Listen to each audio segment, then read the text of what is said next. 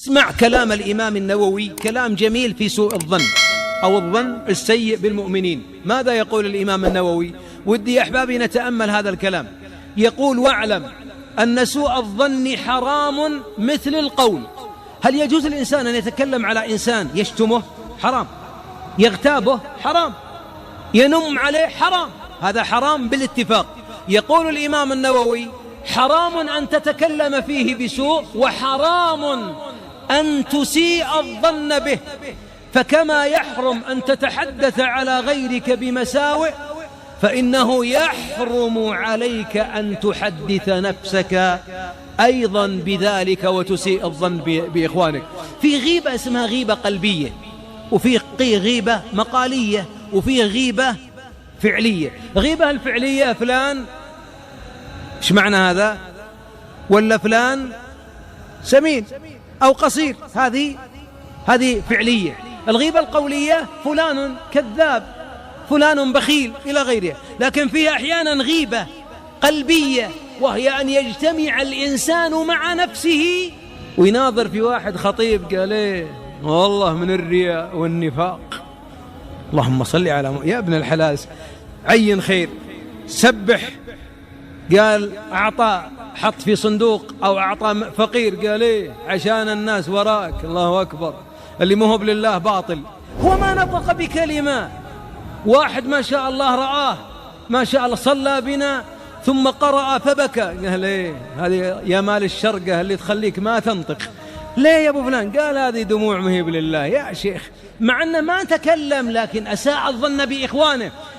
هذا المريض، هذا فاسد القلب والروح، إذا كثر اجتماعه مع شيطانه في قلبه دون نطق أحرق الشيطان قلبه.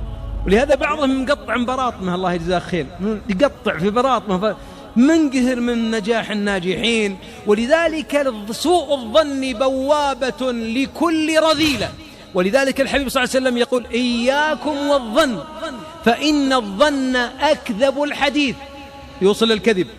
ولا تحسسوا ولا تجسسوا ولا تحاسدوا ولا تباغضوا وكونوا عباد الله إخوانا. لاحظ انطلاقه بالظن وبعدين انتهى بالتجسس. ولذلك الإنسان إذا أبغضك وأساء الظن فيك ماذا يفعل؟ يدور عثراتك، يبحث عن زلاتك.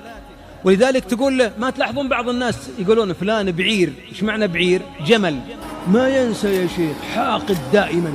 الحين تلقى تخطي عليها في محرم، ثم تقول له آسف والله، قال أنت مخطي 1409. يا أخي إننا في 39. قالوا 11 و17 ويعطيك تقرير. ما نسيت يا أبو فلان؟ قال لا والله أنها تاكل في قلبي وتاكل معي وتشرب. يا مريض القلب، لماذا هذا المرض؟ ولذلك بعض الناس يجمع. لا تجمع على الناس، فإن هذا دليل على ظن ممرض. معناه أن قلبك أسود، قلبك أسود، قلبك أسود. معناه أنك تحمل الناس على السوء. ولذلك يقول عمر رضي الله عنه: ابحث، التمس لأخيك عن عذر ولو أن تجد له 70. احمل إخوانك على أفضل المحامل. ودائما اللي يفعل الخير يحمل الناس على الخير. ولذا كما قال الإمام النووي: فإنه كما يحرم الكلام في الناس يحرم أيضا أن تسيء الظن بهم.